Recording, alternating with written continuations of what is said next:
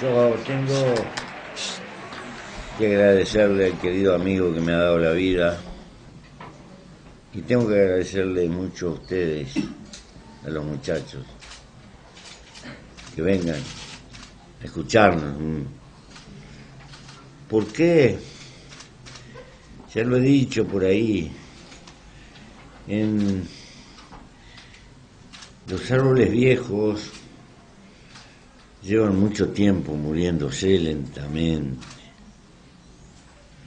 Y en cada primavera le salen algunas ramitas verdes todavía, porque se van yendo despacio. A mí yo cuando veo muchachos jóvenes que tienen el despertar de la vida y los desafíos por delante, me pasa lo mismo que a los árboles viejos. Es como una primavera.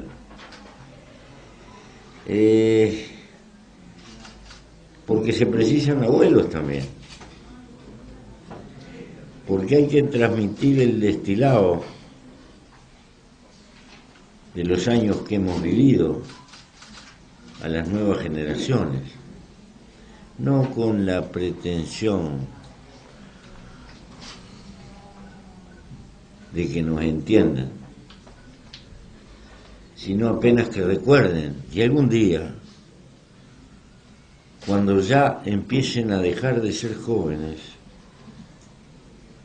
recuerden los porqué de consejos que se escuchan, pero no se siguen, porque los hombres no aprendemos con la experiencia ajena, por desgracia, aprendemos con el dolor que vivimos.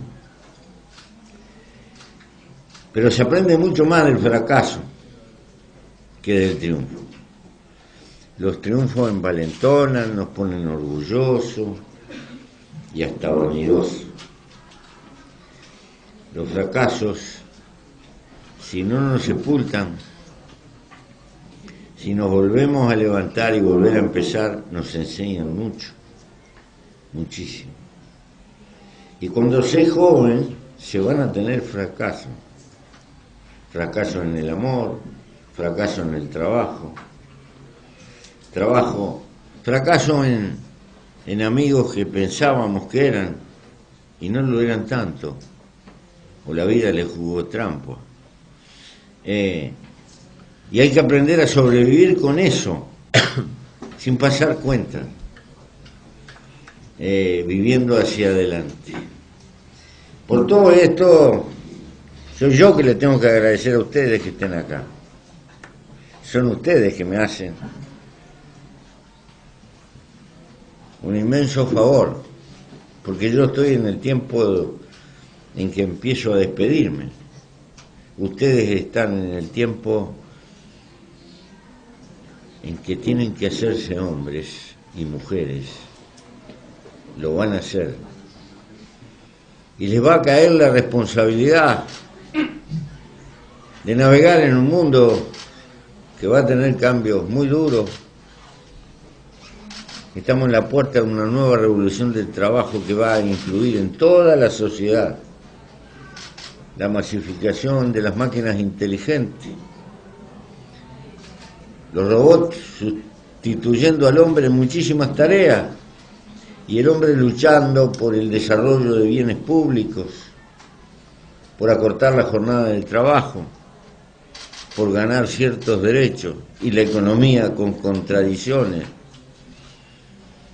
Los más lúcidos procurarán de que exista un salario básico, porque las máquinas pueden aumentar la productividad pero no consumen, y se necesitará que la gente tenga tiempo libre y capacidad de consumir,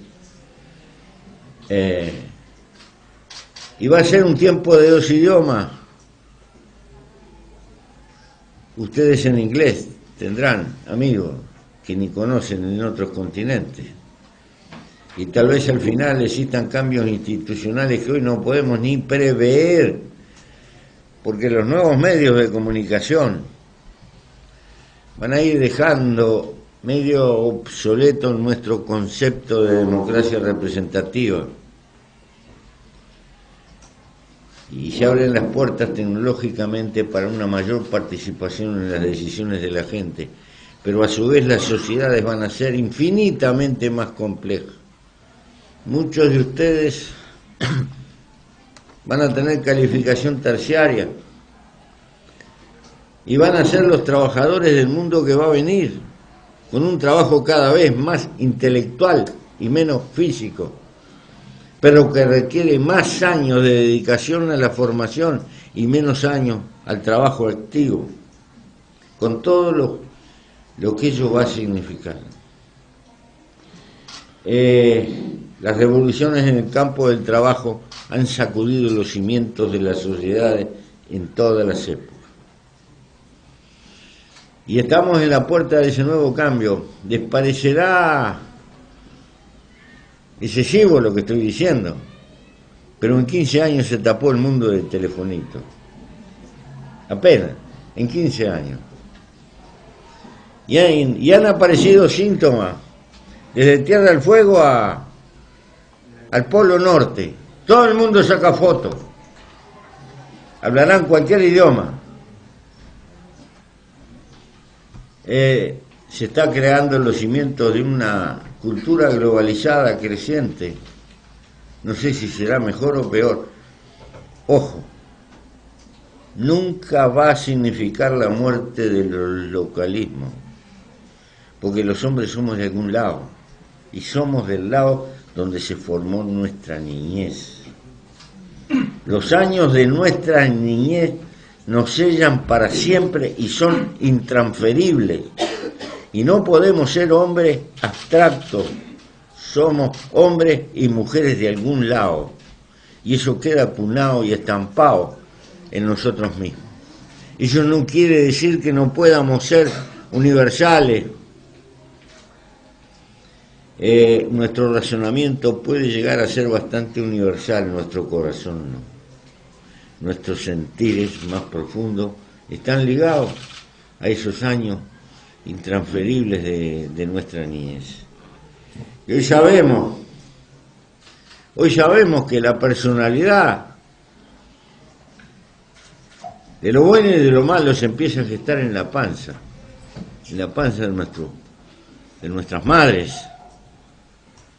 y que los primeros 3 años de la vida son intransferibles y lo que se pierde ahí no se gana más. Y después, por todo esto, tenemos que recordar una cosa básica, muchachos. El estar vivo es un milagro. Es el milagro más grande para cada uno de nosotros. Nada vale más que la vida. Y ningún bien material puede equilibrar. Si la vida no se compra en el supermercado, la vida se está yendo. Por lo tanto, hay que luchar por la felicidad humana, porque es nuestra única aventura y nuestra única oportunidad en la soledad mineral del universo. ¿Qué implica ello? Somos monos raros. La naturaleza nos dio conciencia. Y por darnos conciencia pudo el ser humano ir creando civilización. La civilización es la solidaridad de nuestros antepasados.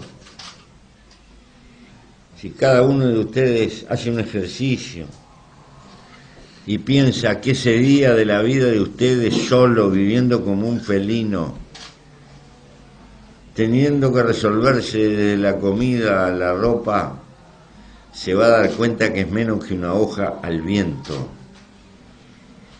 El valor que tiene la sociedad, el valor que tiene el vivir en equipo, el valor que tiene tener un cardiólogo cuando el corazón empieza a andar mal, y tener un mecánico que arregle el motor del auto, y tener un carpintero que haga una puerta, y tener un textil o una modista que nos pueda cortar los trapos que nos ponemos.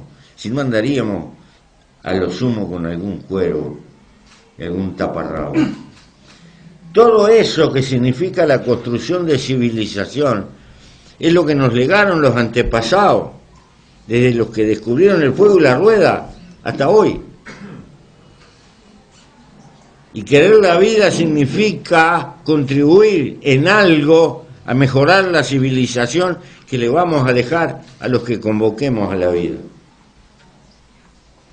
Antiguamente se educaba que bueno, que la vida humana era un valle de lágrimas y que de aquí íbamos a otro lado. Todavía hay algunas religiones que hacen la apología de los que mueren en la guerra van a vivir. Sí. No, mejor, acá está el paraíso y el infierno. Aquí está todo. Y hay que luchar para que la vida de cada uno de nosotros transcurra con el margen mayor de felicidad. ¿Y qué es ser feliz? No es un problema sensorial de sentir felicidad en la piel. Es problema de equilibrio, de dar gracias a la vida, de tener alegría de vivir, de comprometerse con la vida. Es precisamente darse cuenta que ese milagro de vivir se llena y tener el coraje de cantar de mañana como hacen los pájaros cuando amanece, que agradecen a la vida, y después salen cada cual luchando en su pitanza. Y es bueno recordar esto, muchachos. ¿Por qué? Porque lo central de la felicidad son cultivar los afectos. Y los afectos los dan las cosas vivas, no las cosas inertes. Pero para cultivar afecto hay que tener tiempo. Y para tener tiempo hay que recordar que en nuestra vida tenemos que trabajar para vivir, porque sin el que no trabaja está viviendo a costa de alguno que trabaja. El que no trabaja directa o indirectamente está consumiendo el esfuerzo de vida que ha hecho otro. Pero a su vez, la vida no se hizo para trabajar. Hay que garantizarse el tener un tiempo libre para cultivar los afectos. ¿Cuáles son los afectos? La familia, el cariño, los hijos, el puñado de amigos. El tener tiempo para mirar una tarde de sol o pescar una anguila en un arroyo, no sé. Esa es la libertad. Ser libre significa tomar la decisión de usar el tiempo de nuestra vida en lo que se nos ocurre, sin perjudicar a otros. Porque es una palabra linda, la libertad, pero media queda en el aire de las cosas abstractas. Mientras tienes que trabajar para parar la olla, para comer, ahí estás cumpliendo con una obligación por el hecho de estar vivo. Eres libre cuando tú eliges en qué gastas ese tiempo y ese margen. Pero si no te aseguras ese margen, el mercado te puede robar todo el tiempo de tu vida, porque te impone. Es una cultura que nos rodea, compre esto, compre el otro. Y precisas, tienes que tener el busito con el cocodrilo y los championes de marca. Y si compras el autito, tienes que comprar otro que sea más grande. Y si es alemán, mejor. Y así sucesivamente. Y si tienes una casa en un balneario aquí, no, tienes que conseguir la casa en Miami. Y tienes que codearte, y así no paras nunca más. Como decía Séneca, pobres son los que precisan mucho. Si no te pones un límite en la cabeza, el mercado te chupa la vida. Y puedes caer en la tontería de decir, yo no quiero que a mi hijo le falte nada, pero resulta que le faltas tú. Que no puedes perder 2 horas de salir con tu hijo a caminar por la calle y enseñarle esto y el otro y jugar con él. Porque no tienes 2 horas libres, porque tienes que andar así. Guarda con esa es la plaga de nuestro tiempo. nos condena a la soledad de adentro. Podemos estar adentro de la multitud, pero sin rueda humana, sin intercambio, sin amigos, sin querer, sin relaciones afectivas, la vida no puede ser nunca feliz. Y digo esto porque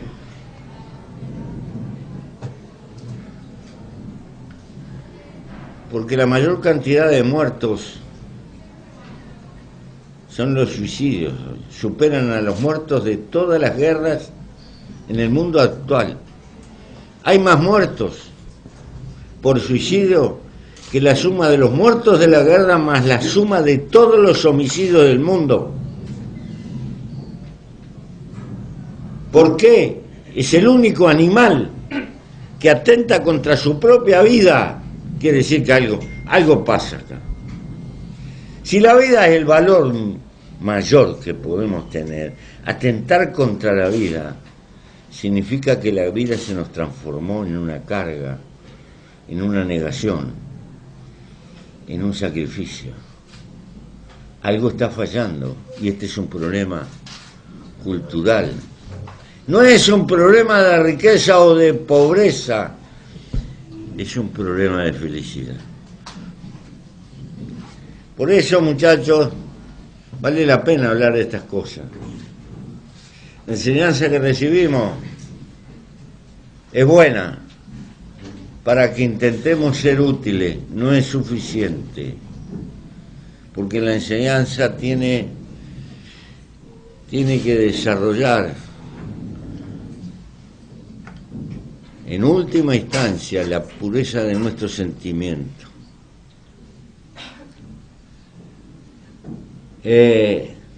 Hasta cierto punto, el hombre, hasta cierto punto, dentro de ciertos límites, el hombre puede torcer o buscar trazar el rumbo de su vida. O nos dejamos llevar y el mercado nos lleva de acá y nos gobierna. Y nos transformamos en pagadores de cuota. Y vivimos toda nuestra vida pagando cuotas y debiendo. Y no tenemos otro horizonte. O compramos y vivimos con lo necesario, pero nos reservamos un margen para vivir.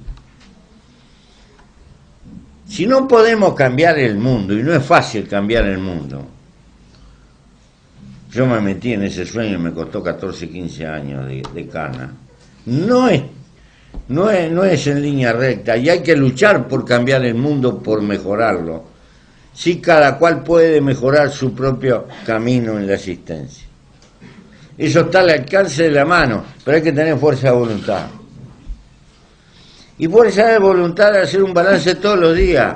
Cuando te sientas en la cama, está de moda hacer gimnasia, ¿verdad? Educar el cuerpo. Hay que educar esto también. Hacer un balance de 5 minutos todos los días. Lo que hice hoy, ¿está bien o está mal? Enfrentar el juez que llevamos adentro. Que funcione el juez. Él nos va a ayudar. Pero para eso hay un balance. ¿Estuve bien con Juan y con María cuando le hice esto, le dije el otro, o estuve mal? Y si tienen en cuenta lo que dije antes, que uno aprende más de los errores, se van a dar cuenta que en ese ejercicio nos vamos mejorando a nosotros mismos. Hay que luchar, si queremos un mundo mejor, luchar en cada uno de nosotros de ser un poco mejor, de no dejarnos arrastrar por la pérdida de valores, aprender a conocernos y aprender a dominarnos, aprender que tenemos un sinvergüenza adentro, pero también tenemos un tipo solidario, y hacer primar la figura solidaria y sana de la especie humana frente a la figura egoísta que también llevamos, porque la naturaleza con la inteligencia nos los pone adentro para que peleemos por nuestra vida. Eso se llama construir civilización.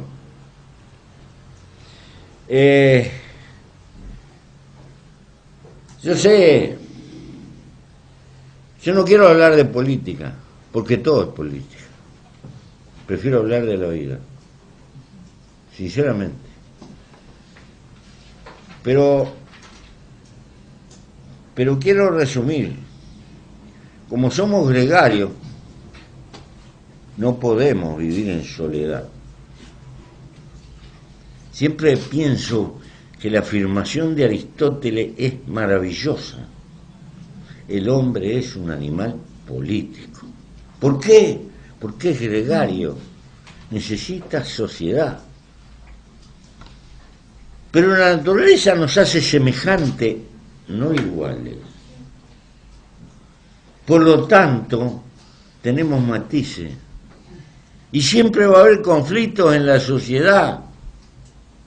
Alguien tiene que administrar y amortiguar los conflictos que son inevitables porque necesitamos sociedad. Si se rompe la sociedad, es el mundo de la soledad, de la fiera, cada cual hace que haga la suya.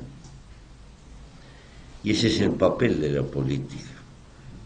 El papel de la política es intermediar en las contradicciones que inevitablemente existen y existirán siempre en la sociedad. ¿Por qué?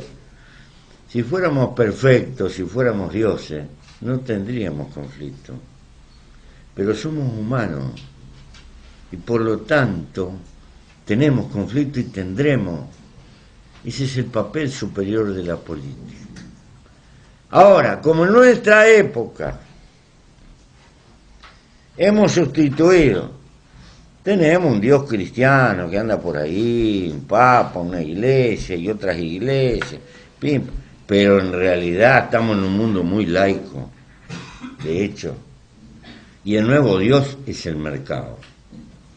La nueva religión que organiza nuestra vida en gran medida es el mercado.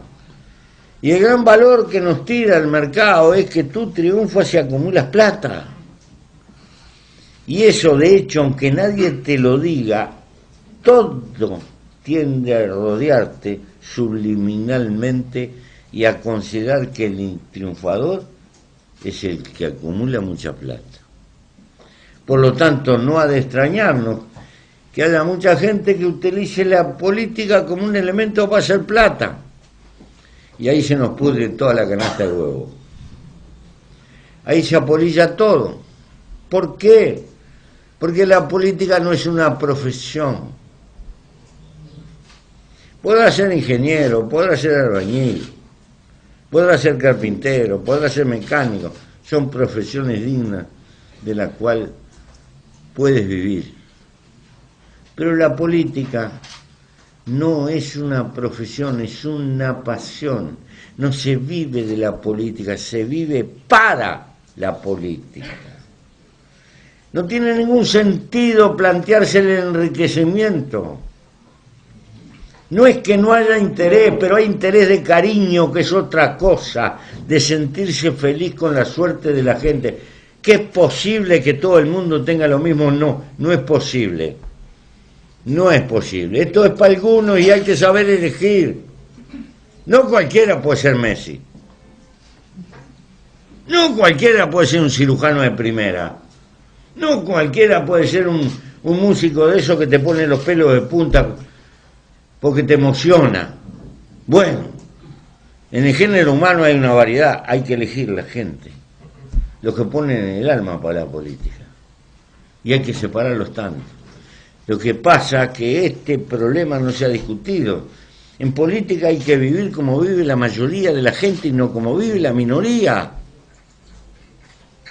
Hay que vivir. ¿Por qué? Porque esas son las repúblicas. Las repúblicas vinieron para suscribir que nadie es más que nadie.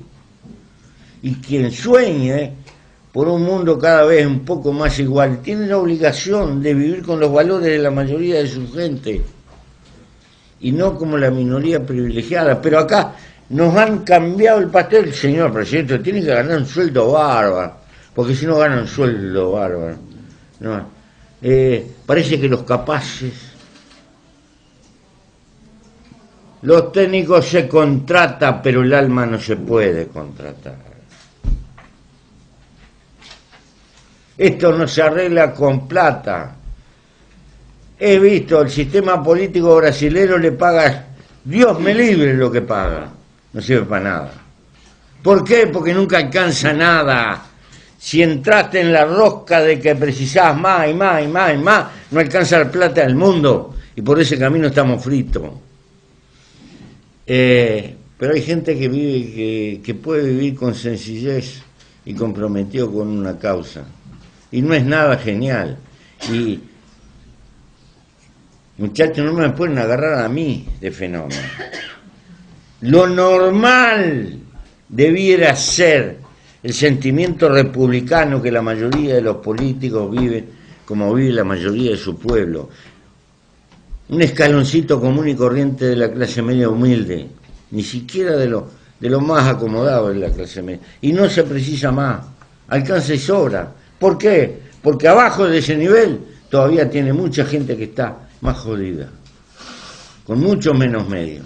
Y el día que la gente tenga un poco más puede tener más. Pero no es un problema de plata, eso puede ser para la gerencia de una fábrica. Puede ser. Lo que cuenta en política es el grado de compromiso.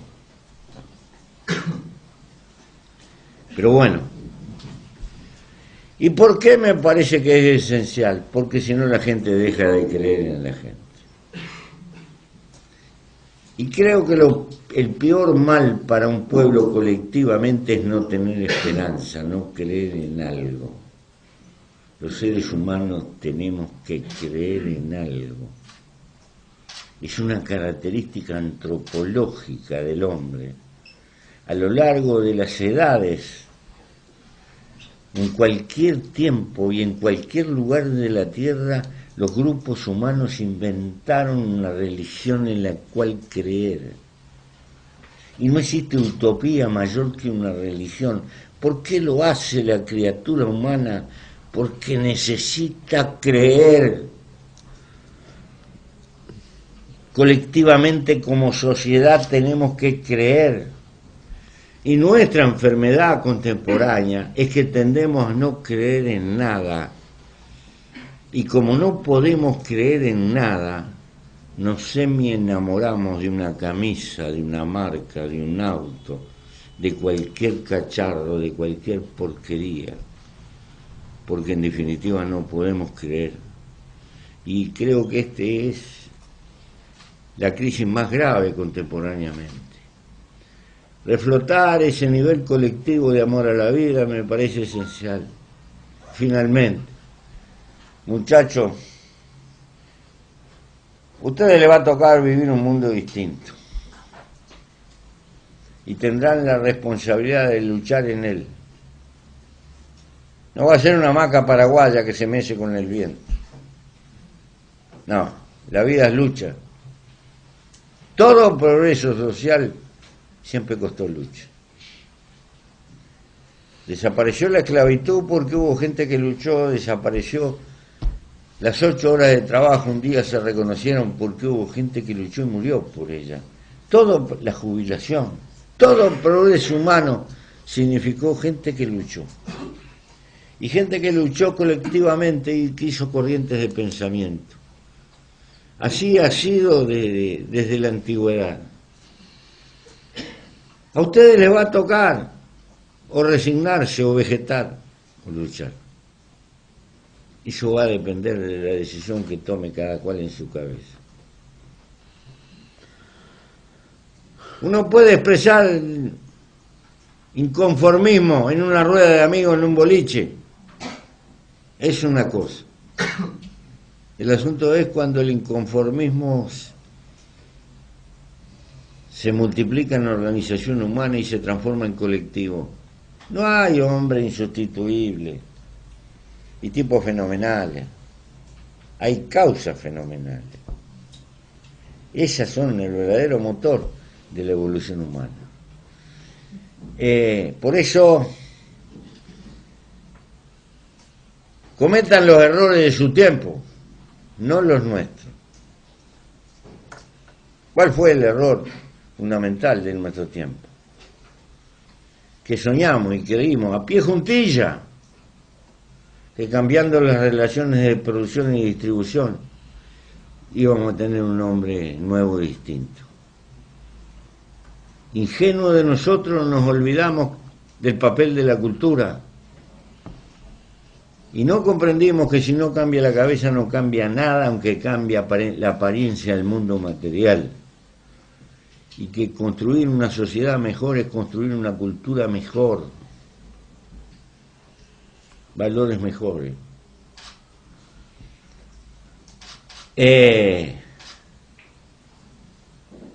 Por eso no se quedan a medio camino. No deben de cometer el error en nuestro tiempo, cometan el de vuestro tiempo. Finalmente, hay otro desafío. Algunos dijeron que sí, que fui un presidente pobre. Yo no soy pobre, soy sobrio.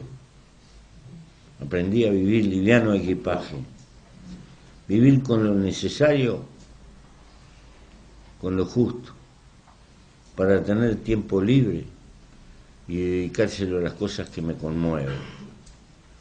Si me hubiera complicado con una vida material, mucho cacharro, mucha cosa, ya tengo que cuidarla. Y me sobran 3 piecitas al baño, porque lo limpiamos con la patrona ahí, pim, pim, pim, pim, ta. Se acabó. Se acabó la historia. Y dice, pero anda con un auto viejo que tiene 30. No preciso más, porque tiene repuesto hasta en la farmacia, no paga casi nada de patente. Y yo soy un viejo, y un viejo a 140 kilómetros, un peligro. ¿Para qué? ¿Para qué voy a tirar? Es decir, razonar y sacar la cuenta del sentido de utilidad. Y no meterme a comprar un auto que tengo que pagar una fortuna de seguro y de patente. Y después lo tengo parado. No. Bueno. Por todo eso han dicho que soy un presidente pobre. Para los aymara, pobre es el que no tiene comunidad. Y yo cada vez tengo más comunidad. Tengo más amigos en el mundo. Cada vez estoy menos solo. Y esa es la mayor riqueza que se puede tener en la vida. Por eso me parece que estas cosas importan también. Y se las digo no para convencerlo, para apenas que las piense.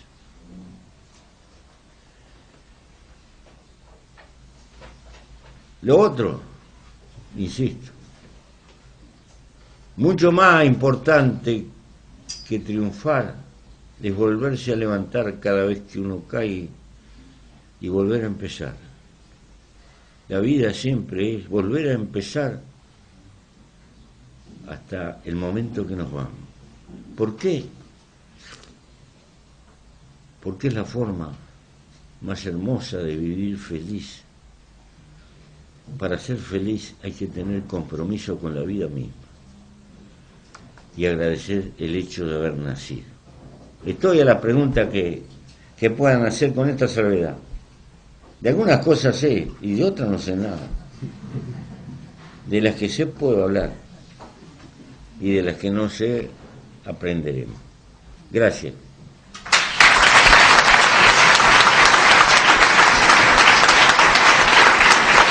Qué bonito, ¿eh? Esta frase de a todos los alumnos.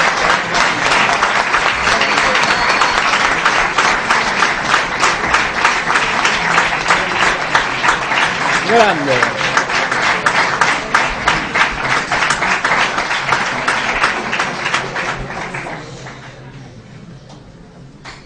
¿Alguna pregunta? Uf. Venga. ¿Hay algún micrófono de mano para que... se le pasamos... Mira, no preguntes hasta que no tengas...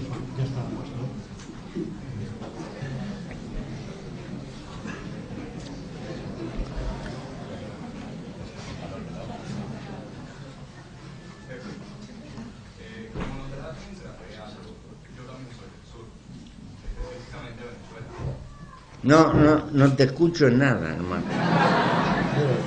Ven más para acá, ven para acá. Belgi.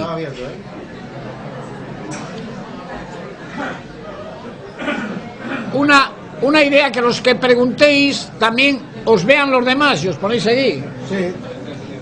¿Eh? Sí. Sí. Pepe, como notarás mientras te hablo, yo también soy del sur, específicamente Venezuela. Me llena de emoción haber coincidido en este lugar y poderme dirigir a ti. Me gustaría preguntarte muchísimas cosas, pero escojo esta.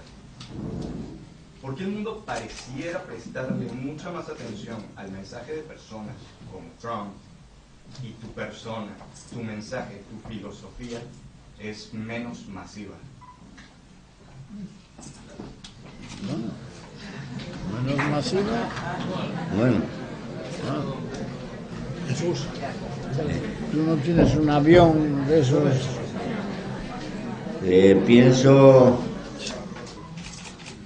pienso que es natural que sea así. Atrás del ruido del loro van los maulas como hacienda.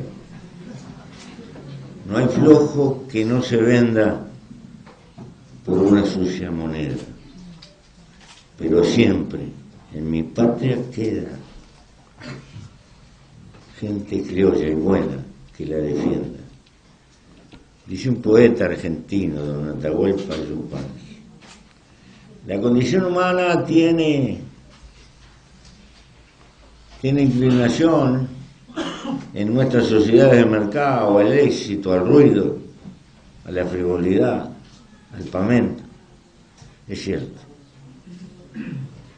Pero en esa sociedad donde votaron a Trump, también hay gente, hay un mundo universitario de un valor incalculable.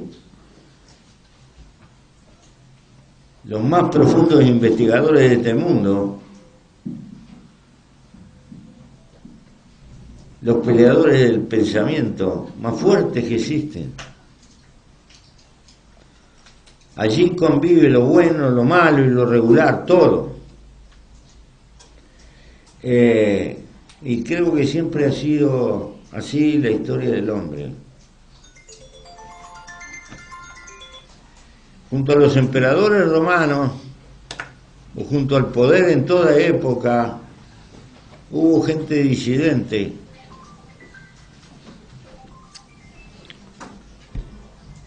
Solón, en la historia griega, ya era un solidario. ¿Por qué? Porque llegó al poder y le dio la libertad a los esclavos por deuda. Nada más ni nada menos. Hay que ubicarse en el contexto de su época y de su tiempo. Epaminondas, los hermanos Graco,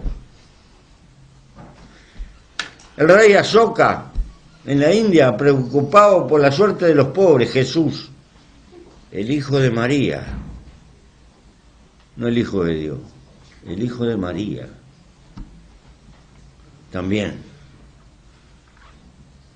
supo y pagó con la vida. Bueno, hay una cara conservadora, hay una cara reaccionaria y hay una cara que lucha por el progreso. ¿Sabes una cosa? Ninguna triunfa definitivamente. Apenas subimos escalones en la escalera de la construcción de la civilización humana. Y hay que tener la humildad estratégica de ver la historia del hombre. Avanzamos un poco, 3 escalones y perdemos uno. O perdemos 2 y de repente queda uno solo y vuelta a empezar y así sucesivamente. El mundo hizo una revolución maravillosa, la revolución americana, la revolución liberal inglesa, con el primer ejército, el de Cromwell, que se recuerda que respetó las poblaciones civiles. No es poca cosa. Y la maravillosa Revolución Francesa. sonora, con sus gritos y sus principios que llegan como latigazo hasta hoy. Fraternidad, igualdad, la igualdad planteada como quimera. Estamos legua todavía. Apenas, en el mejor de los casos, igualdad frente a la ley. Pero todo el mundo sabe que la ley, de hecho, no se aplica de la misma manera al pobre que al rico.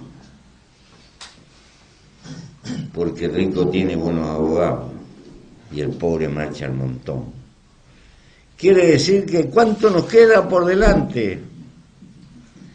La democracia representativa, ya vemos los defectos que tenemos. Mirá la cosa que votó el pueblo americano. Se me puede decir, bueno, tenía para elegir entre Guatemala y Guatepeor. Sí, está bien.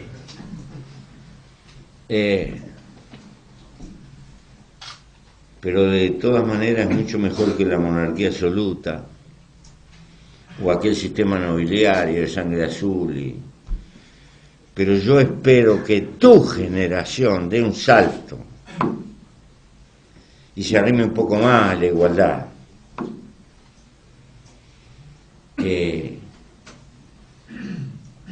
Pero mientras tanto soportaremos muchas de esas cosas. Te contesto, te redondeo. Unos trabajan de trueno y es para otros la llovida.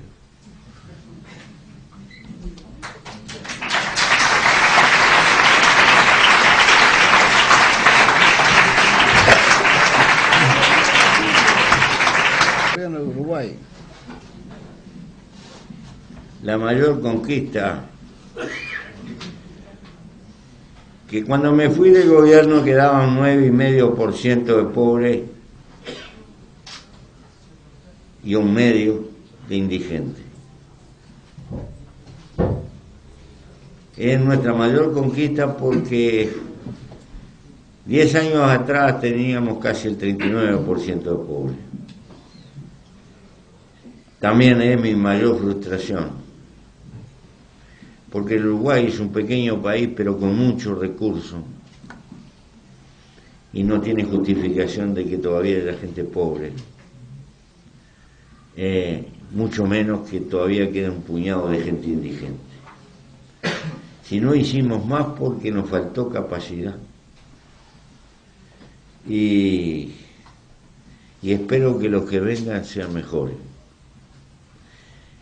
Porque los mejores dirigentes no son los que hacen más, son los que cuando desaparecen dejan un conjunto de gente que lo supera con ventaja. Porque la rueda de la vida es muy grande y hay que transmitirse hacia nuevas generaciones, porque nunca está terminado lo que tenemos que hacer.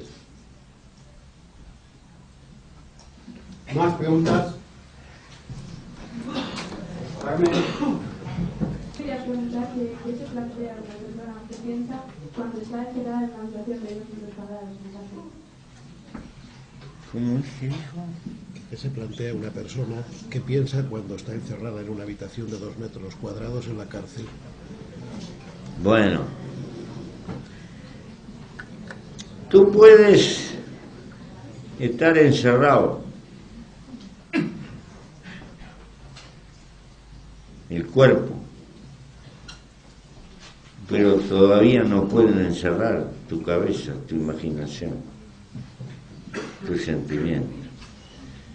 Entonces, para resistir puedes organizarte el mundo. Caminas 3 pasos para allá y 3 pasos para acá.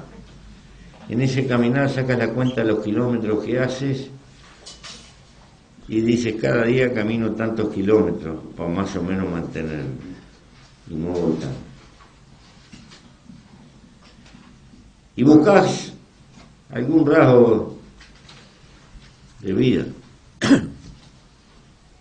Puedes observar que las hormigas pueden gritar. Esto es literal. La gente no me cree. Pero si agarras una hormiga negra y la pones acá, vas a ver que chilla y que grita. Y te puedes entretener con las telas de araña, viéndolas tejer, o guardar una amiguita para que unas ratas se acostumbren a venir a determinada hora a comer. Todas esas cosas tienen una dignidad enorme, son vivas. O unas ranitas a las que les pones un vasito para que se bañen, de esas ranitas pequeñas de zarza. Y puedes construir herramientas con tu cabeza. Y si te dejan leer, puedes construir un mundo.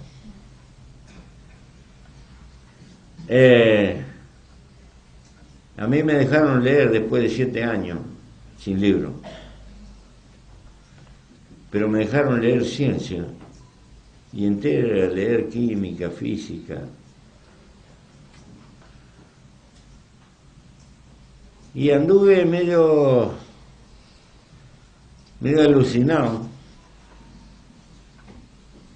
Pero por suerte un día me vino una señora que decían que era psiquiatra y yo cuando la vi que estaba peor que yo. Y me curó la sola visión porque dije, si sigo el camino de esta que te frito. Y me puse a pelear contra la locura incipiente y la dominé escribiendo porque ahí ya fue por esa razón que me dejaron leer ciencia y escribir y dominar mi imaginación. Pero te quiero resumir esto. El tiempo que estuve preso fue tal vez el que más aprendí. ¿Por qué? Porque repensé lo mucho que había leído cuando era muy joven. Y una cosa es leer, y otra cosa en la vuelta de los años volver a darle vuelta. Una cosa es leer y otra cosa es rumiar el pensamiento. Allí fui descubriendo cosas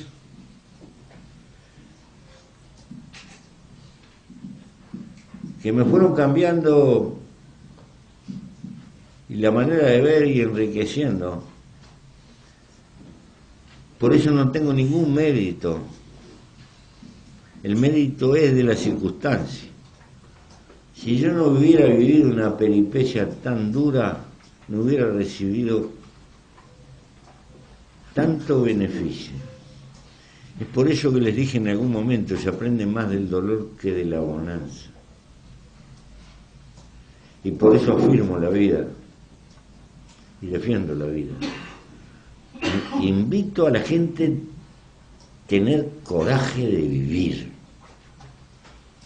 Lo que no significa no tener dolores, no tener caídas, no tener frustraciones, no. Significa superarla y sacar partido de cada dolor y de cada frustración. Pero bueno, esa fue la vida de esos años. Preguntas por ahí, que había por ahí alguna, Víctor.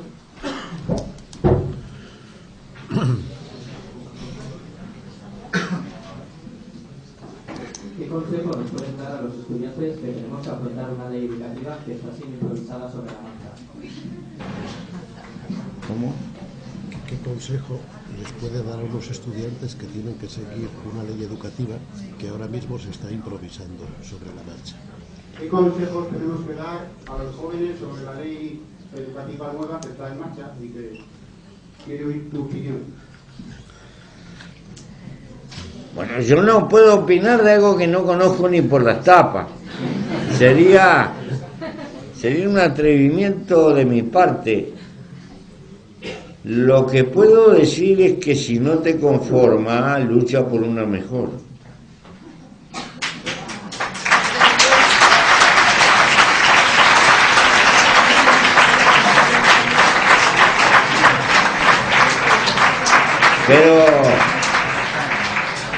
Pero recuerda una cosa, Ningún cordero se salvó volando.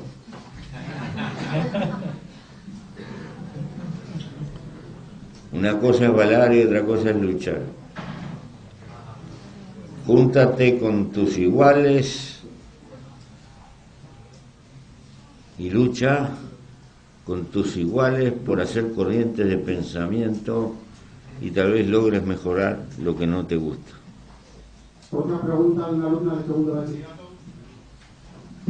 Presidente Mujica, ¿cuál es el principal elemento para que los jóvenes de hoy en día podamos ser felices en esta vida?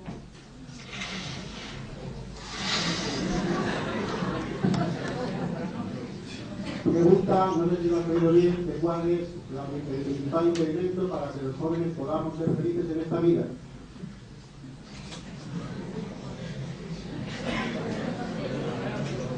Mirá, creo que fui bastante explícito, pero no me pude transmitir.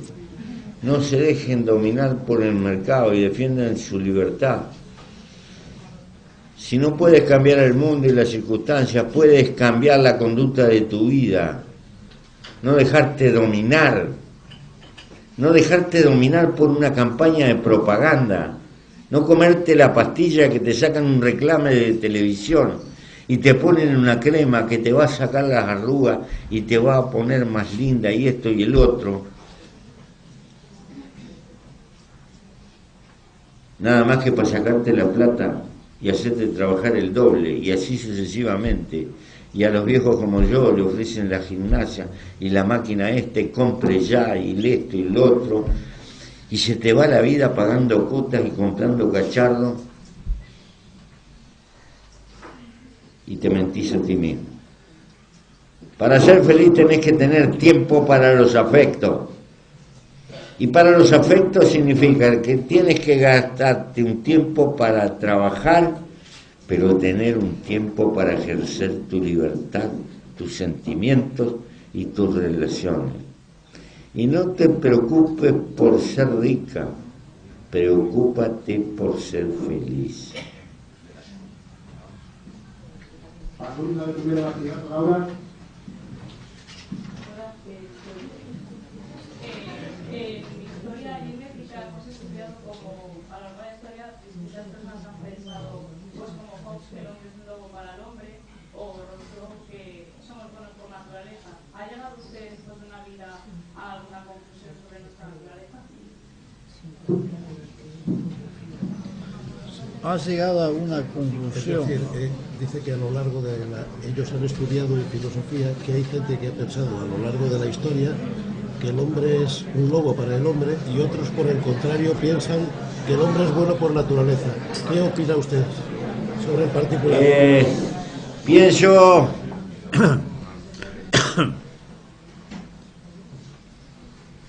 Pienso que sí, fui bastante explícito. Esa afirmación de que el hombre es el lobo del hombre de Hobbes,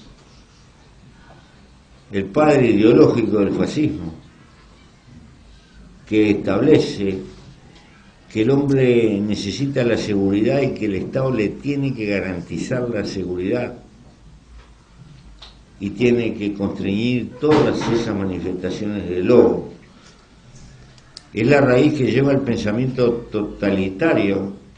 Como el hombre es malo, el Estado tiene que asegurar la seguridad de todos, imponer un régimen fuerte de dominación y de imposición que limite las maldades del hombre.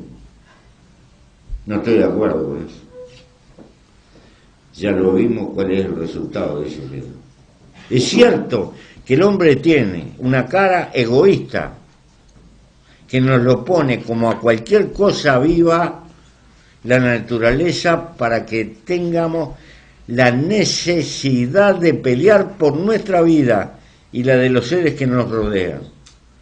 No es diferente ese egoísmo al egoísmo que tiene el perro cuando pelea por el hueso. Es una máquina biológica de defensa de la vida.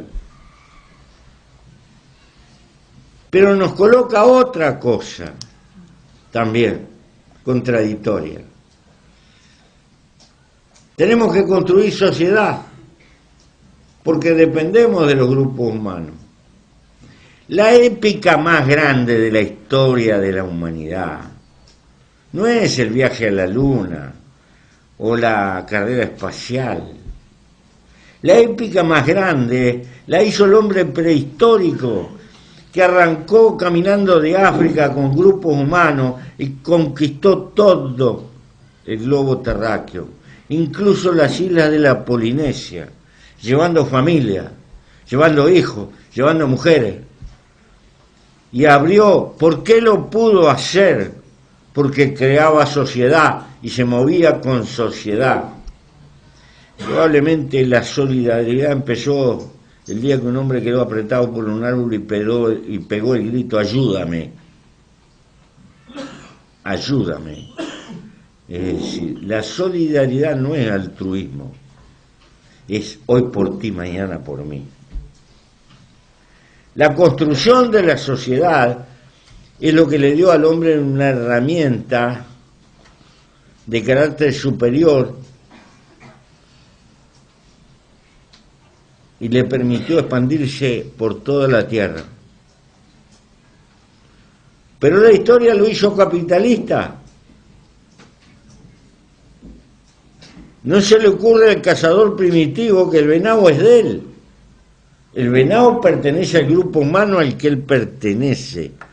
Y él, joven, fuerte, tiene la obligación de traer venado y repartirlo con todo el grupo humano. Así transcurrió el 90% de la existencia de este mono raro arriba de la Tierra. El capitalismo es una etapa cortísima de nuestra historia, pero el ancestro lo tenemos adentro. Entonces, aprendió a cazar en equipo, solidariamente, y por eso fue liquidando los animales más grandes, porque se transformó en el depredador más formidable, porque usaba la inteligencia y el equipo, siendo individualmente muy inferior a muchísimos otros animales que son mucho más fuertes. Bien. Es la construcción de civilización la garantía de frenar nuestro egoísmo y acentuar nuestra solidaridad. ¿Por qué? Porque la solidaridad en el largo plazo nos conviene mucho más a todos. Y hoy el capitalismo sacó toda la fuerza del individuo y desató una fuerza de carácter fenomenal que ha cambiado la historia de la humanidad. Porque tuvo la virtud de destapar el mundo científico y encauzarlo para crear el mundo tecnológico. Esa fuerza creadora que dio el capitalismo es formidable, pero es una etapa de la historia. También acentuó nuestro individualismo.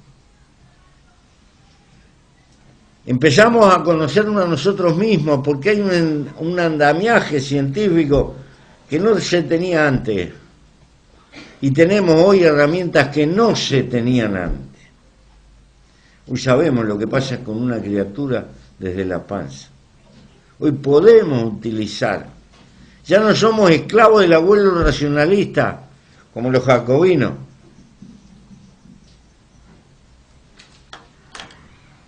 Hoy sabemos que los sentimientos deciden. Después la cabeza establece los argumentos para justificar la decisión que previamente tomaron nuestros sentimientos. No lo sabíamos. Creíamos que el hombre razonaba, luego decidía. Bueno, estas cosas nos permiten un andamiaje de carácter científico que están creando la base probablemente para una sociedad distinta, pero va a llevar su tiempo y sus dolores, como todo parto. El hombre tiene una cara de lobo, a veces, también tiene la otra. El problema es con la civilización acentuar la otra y sujetar la cara del lobo. Por eso estoy entre los que dicen que un mundo mejor es posible, porque ha sido posible. Señora, alumna de segundo bachillerato. ¿Quién es el baño?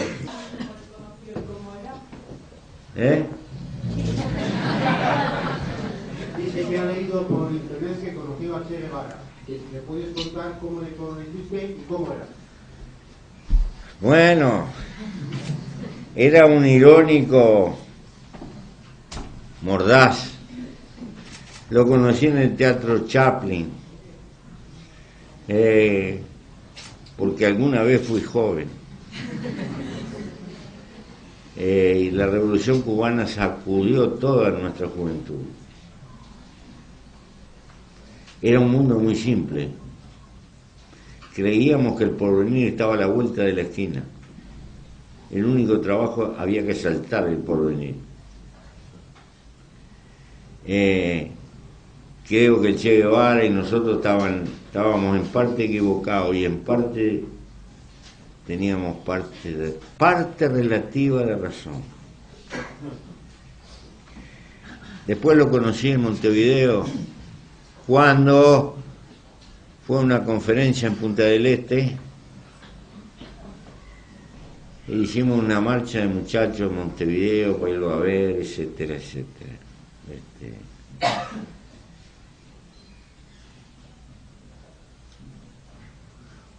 El Che Guevara es un mito y es una especie de Quijote de los tiempos modernos. Un gran batallador, incansable, muy argentino, mordaz, melancólico, por momentos triste, por momentos hiriente, y obviamente de los que ponen la carne en la parrilla.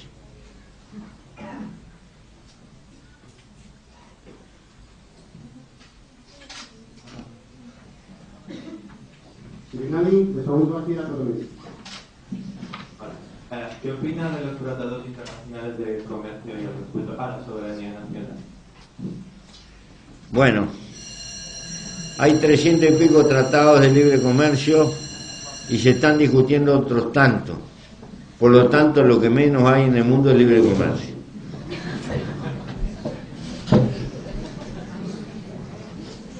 Pero esos tratados son la sustitución de un sueño que quedó hipotecado, que fue el sueño de un mundo más abierto, con relaciones comerciales mucho más abiertas, que le dio origen a la OMC, a la Organización Mundial del Comercio, y respondió mucho más a la tentativa de creación de un mundo de bloques, fundamentalmente monitoreado por el interés de las transnacionales.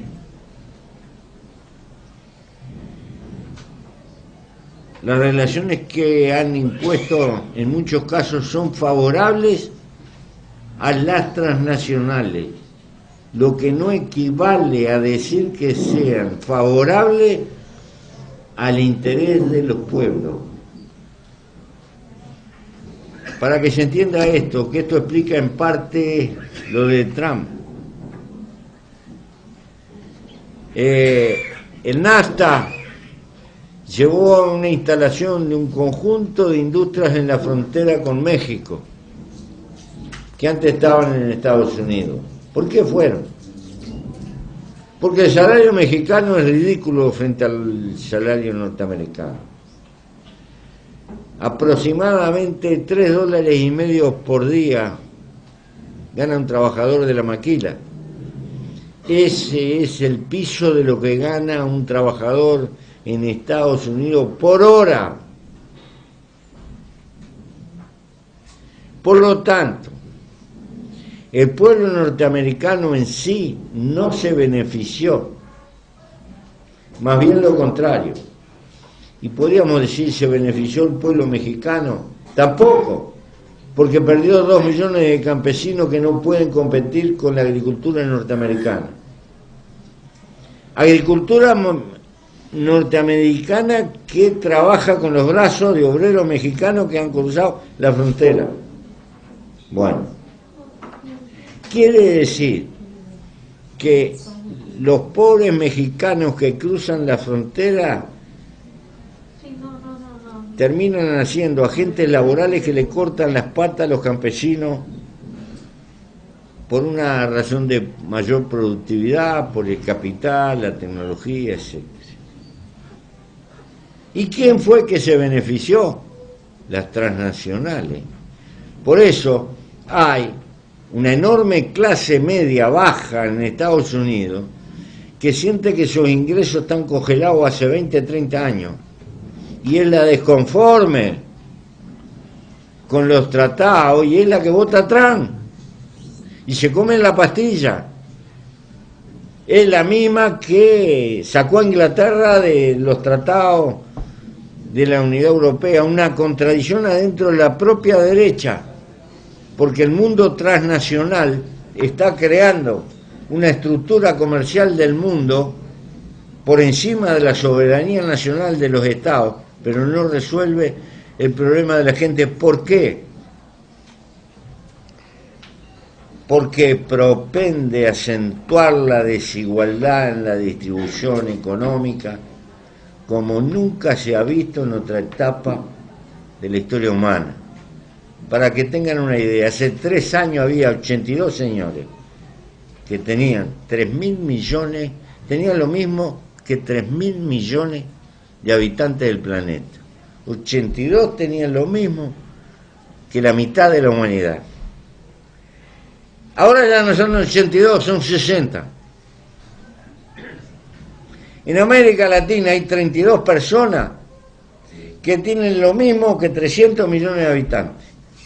Pero lo peor es que el patrimonio de esos 32 crece a una tasa del 21% anual, mientras que la economía de todo el continente apenas está creciendo al 2%. Quiere decir que la riqueza se concentra más y más y más. Y vastísimos sectores de clase media perciben esto. Entonces, son los que cuando le dicen la culpa la tienen los mexicanos, la culpa la tienen los chinos, la culpa la tienen los negros que vienen de África, toda esa respuesta de carácter nacionalista aprenden en esa gente por lo que le está pasando y produce ese chauvinismo que está refloreciendo, que se ve en Europa, la señora Le Pen, la ida de Inglaterra, etcétera, responden al mismo fenómeno. El mismo fenómeno que llevó a Trump a Estados Unidos. Ahora se puede poner lindo esto. Si Estados Unidos levanta un proyecto ultra proteccionista y se cierra, puede estar bastante complicado el comercio mundial. Así que ya ves lo que pienso en los tratados. Cristina, la primera tía. Buenos días. Me gustaría preguntarle acerca del seguimiento de Donald Trump como futuro presidente de los Estados Unidos. Yo pienso que lo he dicho ya, en alguna medida, que fruto de esto, el problema no es Trump, el problema es la gente que lo sigue, que es mucho. Lo que establece una patología muy fuerte en la sociedad americana, porque Trump de alguna forma va a pasar, pero la gente queda, y esa sensación queda. Por supuesto, yo tampoco tenía una esperanza desmedida en la señora Clinton, que no es una señora, una carmelita descalza, no es tampoco. Son versiones distintas de lo mismo, pero versiones en última instancia. Lo que pasa que las repercusiones de las políticas de Trump, si aplica parte de lo que pensó, pueden ser dramáticas. Pero esperemos que sea un poco demagogo y que haga otras cosas y no las que prometió, porque las que prometió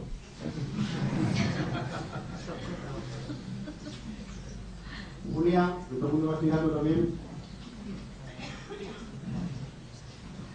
¿Qué opina de que haya ganado el no en el Tratado de Paz entre las FARC y el gobierno colombiano?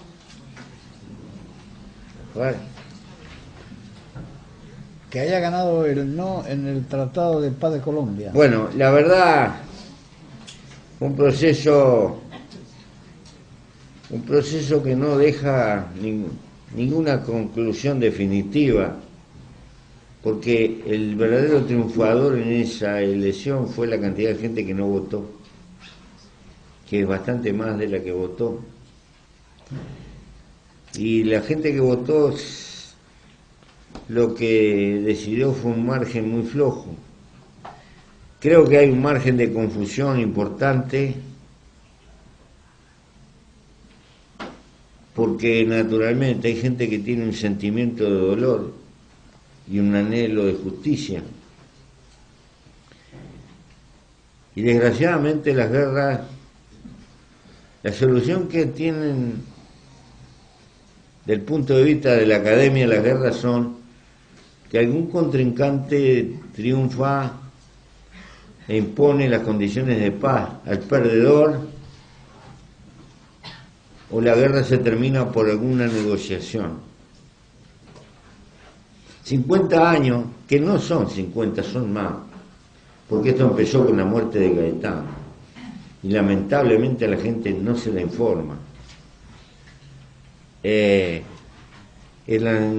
asesinato de un candidato a presidente liberal, muy querido por la gente pobre, y la intolerancia de una oligarquía muy dura, que se dedicó después de matar a Gaetano a perseguir a una rama de los liberales que se refugiaron en una parte de Colombia, fundaron dos semi-repúblicas, la del Cauca y Marquetalia, que fueron arrasadas militarmente, y ahí tomaron la decisión de transformarse en ejército,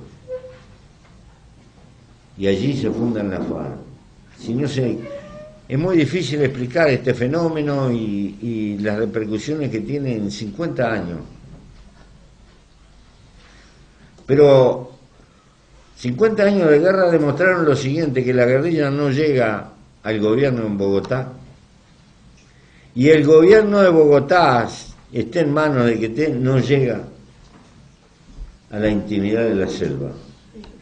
Y 50 años de guerra no parece que sea un proyecto de ningún país. Al final, la política trata de actuar como partera de la historia, y me parece que en Colombia no hay otra salida. Hay que conocer lo que es la geografía de Colombia. Lo que son montañas tapadas de árboles de 40 metros, con un sotobosque más bajo y con otro sotobosque más bajo, donde hay lugares donde no llega el sol nunca al piso, y donde hay lugares como Chocón donde llueve, el lugar del mundo donde llueve más, 10 veces el promedio de lo que llueve en una ciudad de Europa. Al punto que la lucha peor de la guerrilla es con las enfermedades más que con las balas. Tengo anécdotas que me han contado gente que estaba en la guerrilla, de estar durmiendo una noche en un lugar y pasar una columna del ejército a 10 metros, ni el ejército darse cuenta que ellos están durmiendo, ni ellos darse cuenta que pasó el ejército, darse cuenta al otro día por el trillo que hay en el piso. Esa geografía endiablada que tiene Colombia, que es un monumento a la vida, a la biología, allí todo explota, todo revienta, todo monstruoso, explica el porqué, la durabilidad de la guerrilla y el convencimiento de un presidente que hasta hace poco había sido el jefe de la contrainsurgencia y que por haber sido el jefe debe haber llegado a la conclusión esto no se termina nunca más y establece una negociación política. Creo que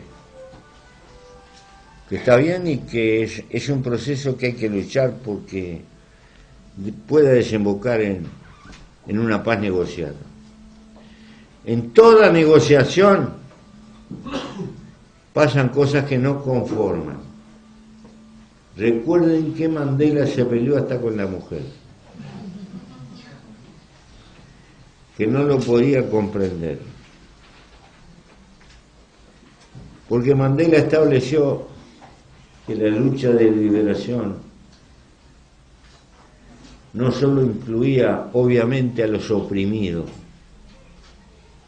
sino que a la larga tenía que incluir a los opresores. Y estas cosas no son fáciles de digerir y causan muchas contradicciones y mucho dolor, pero difícilmente se pueda encontrar caminos de paz cuando las situaciones son tan complejas y endiabladas. Franca, de primero a su nuevo. Si fuera presidente de España, ¿no trataría de cambiar primero? No. Hay mucho ruido. ¿Qué cosas querrías cambiar primero? ¿Cómo qué? Si fueses presidente de España, ¿qué cosas querrías cambiar primero? Mira, querida, tácitamente, aunque soy apenas senador y no soy presidente, yo tengo que mirar los intereses de mi pueblo. Si me pongo a tirar mucho la lengua de lo que pienso de España, no voy a arreglar nada en España, pero le puedo ganar una antipatía con los intereses de mi pueblo. Entonces mejor me callo la boca.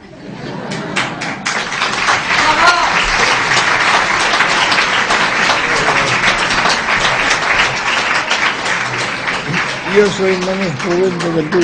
Sí, pero eres español. Tiene la agenda muy apretada, tiene que marchar, yo creo que va a ser la última pregunta. ¿Qué opinas sobre el gobierno de su país ahora que están en poder Tabaré Vázquez? Habla muy ligero. ¿Qué opinas del gobierno de tu país ahora que está Tabaré? Sobre el gobierno de tu país ahora que está en el poder Tabaré Vázquez. Está bastante bien y si no está mejor es porque la circunstancia viene complicada. Somos un país muy chiquito, 3.400.000 personas, 13 millones de vacas, 10 millones de ovejas. En realidad es un país de vacas donde hay alguna gente estorbando a las pobres vacas.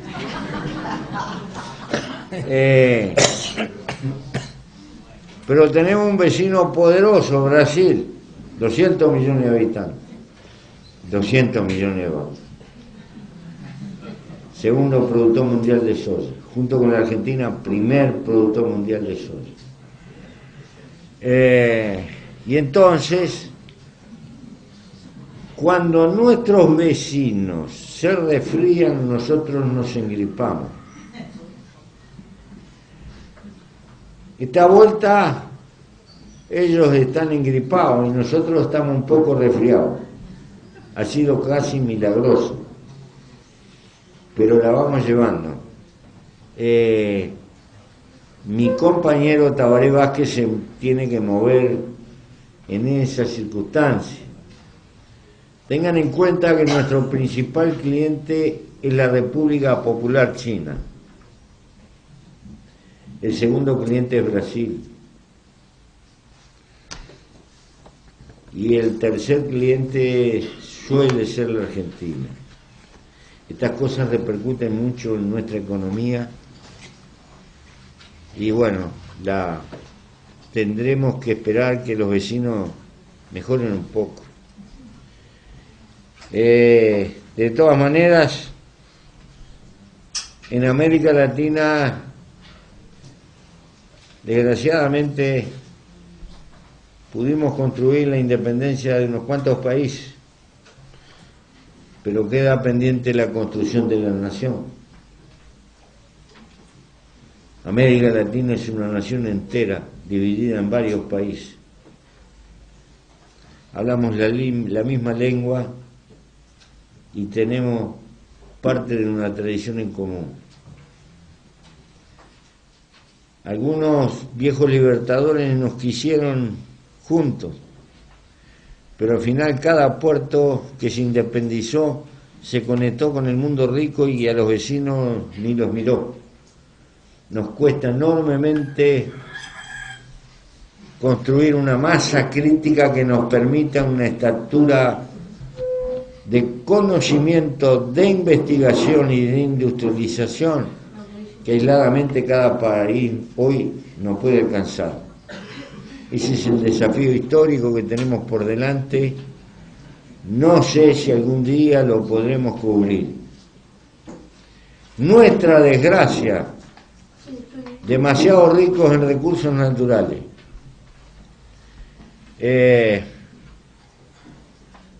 Nuestra amenaza, cada vez China está más cerca.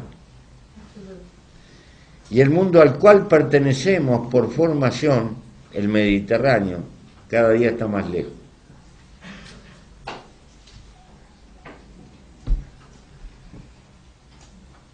Así que nuestro futuro está lleno de incertidumbre.